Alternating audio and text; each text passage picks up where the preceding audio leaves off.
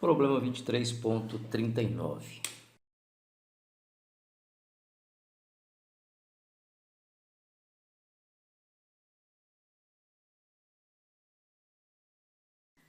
Ótimo, então,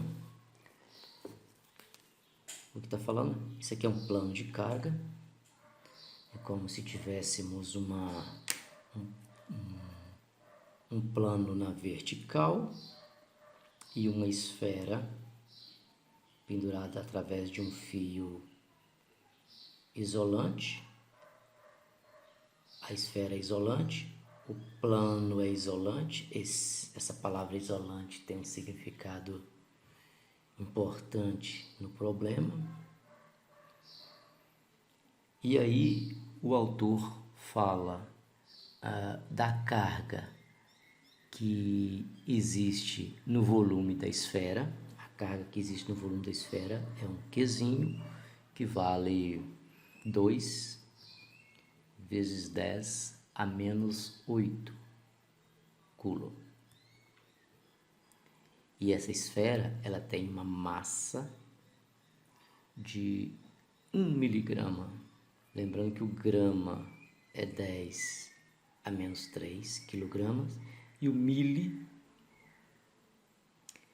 é milésima parte. Então aqui, para transformar em quilogramas, eu vou ter 10 a menos 6 quilogramas. Porque a gente vai precisar de fazer essa transformação para aplicar no resultado final. Então, ao escrever lá no resultado final, eu tenho no lugar de mil, eu tenho 10 a menos 3. 10 a menos 3, 10 a menos quilograma. Grama, bom, é 10 a menos 3 metros. Então, ele fala aqui, então eu vou ter, na verdade, 1 vezes 10 a menos 6 quilogramas. Mas o que o autor, essa esfera está pendurada, está em equilíbrio nessa condição aqui. Ela forma um ângulo θ com essa vertical. Esse ângulo θ, ele é um ângulo θ de 30 graus. E o autor pergunta: qual é a densidade de carga dessa placa? Então, a primeira coisa que nós precisamos fazer é o chamado diagrama de corpo livre. Então, vamos lá tratar do diagrama de corpo livre. Vou definir aqui um eixo X. Vou definir aqui um eixo Y. E vamos ver quais são as forças que atuam nessa partícula aqui. Bom, uma das forças que atua nessa partícula é a chamada força-peso.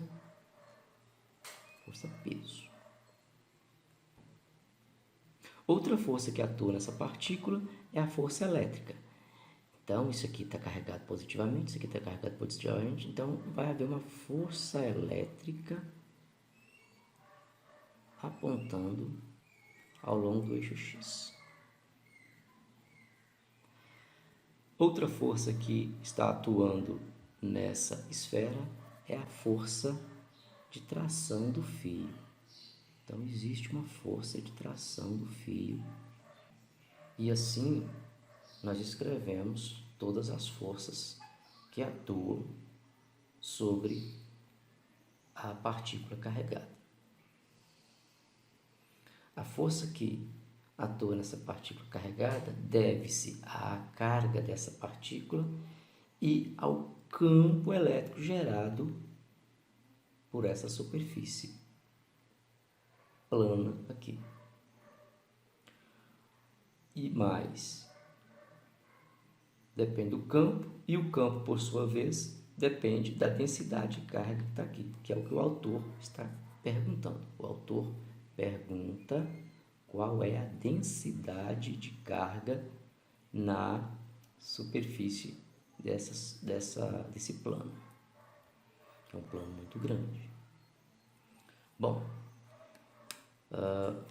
então vamos dar uma organizada nisso aqui. Está aqui o nosso sistema de eixos. Y, X. Aqui está a partícula. Aqui está a força peso. Aqui está a força elétrica. Está a tração no fio. Se lembrarmos lá da geometria, esse ângulo e esse ângulo aqui são ângulos alternos internos. Duas retas paralelas, cortadas por uma transversal. Então, ângulos alternos internos são congruentes. Então, esse aqui é o nosso teto. Portanto, vou trazê-lo para aqui. Bom, o que se faz no diagrama de corpo livre é toda aquela força que estiver fora dos eixos, a gente faz a decomposição dessa força nos eixos. Então, vamos lá. Ao fazer a decomposição, a força que está fora dos eixos aí é a tração. Então, aqui, ó, essa força aqui é nada mais, nada menos do que a componente dessa força T no eixo Y. Isso é o TY. Da mesma forma, eu tenho aqui, ó, que isso aqui é a componente TX. Veja que não existe essas três. Ó, às vezes o estudante acha que existem ao mesmo tempo essas três forças. Não existem essas três forças ao mesmo tempo. Ou você escolhe trabalhar com essa vermelha, ou você escolhe trabalhar com essas duas pretas aqui, ó. Ou seja, essa vermelha é o somatório dessas duas, que está aqui, TX e TY. A gente faz a decomposição nos eixos para facilitar a solução do problema. Então, vamos lá. Já que a partícula está em equilíbrio, o que nós sabemos? Que o somatório das forças ao longo do eixo X tem que ser zero. Então, já que tem equilíbrio, o somatório das forças ao longo de X tem que ser zero. Isso implica dizer que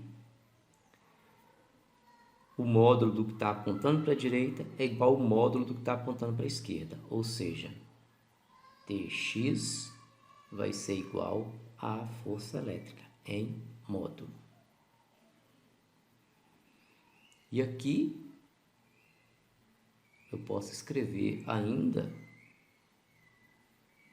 o seguinte: Tx é T, ó, repare que esse vetor é o mesmo vetor que teríamos aqui, ó. Então, o cateto oposto ao ângulo. Então, Tx é T seno de θ, que é igual à força elétrica. Outra coisa é que, já que a partícula está em equilíbrio, o somatório das forças em Y tem que ser zero. Isso implica dizer que o que aponta para baixo tem que ser em módulo igual ao que aponta para cima. Ou seja, TY deve ser igual ao peso em módulo. E aí, nós teremos o seguinte: TY é o cateto adjacente ao ângulo. Então, TY é T cosseno de θ, que vai ser igual a peso, ou seja, mg. Duas equações, essas que estão marcadas aqui, com as quais eu vou trabalhar. Então, repare, veja bem, dividindo uma equação pela outra, eu consigo eliminar o T de tração. Então, eu tenho T seno de θ sobre T cosseno de θ, que vai ser igual a força elétrica sobre mg.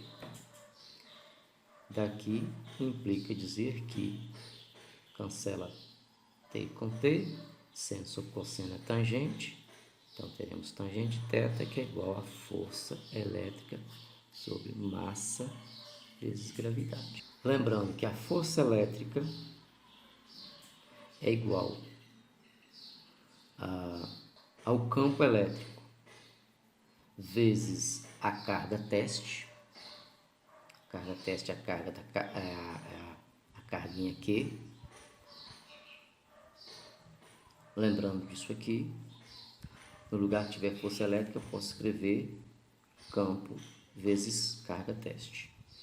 E aí, substituindo esta equação nesta equação aqui, nós vamos ter tangente de θ, que é igual força elétrica, é campo vezes carga teste, massa vezes gravidade. Devemos lembrar também que o autor colocou a seguinte informação: era um plano de carga na vertical. Esse plano é um plano infinito e foi pendurado uma carguinha aqui. Como isso aqui era um plano de carga infinito, isolante, nós devemos lembrar que o campo elétrico gerado nas proximidades de uma superfície isolante infinita, um plano infinito de carga, é sigma sobre 2 ε0. Então, vou substituir essa equação na equação aqui de cima. No lugar que tiver campo, eu vou escrever esta expressão. Então, vou passar a ter tangente de θ, que é igual a sigma sobre 2 ε0, que está representando o campo, vezes a carga teste sobre mg. E aí, eu isolo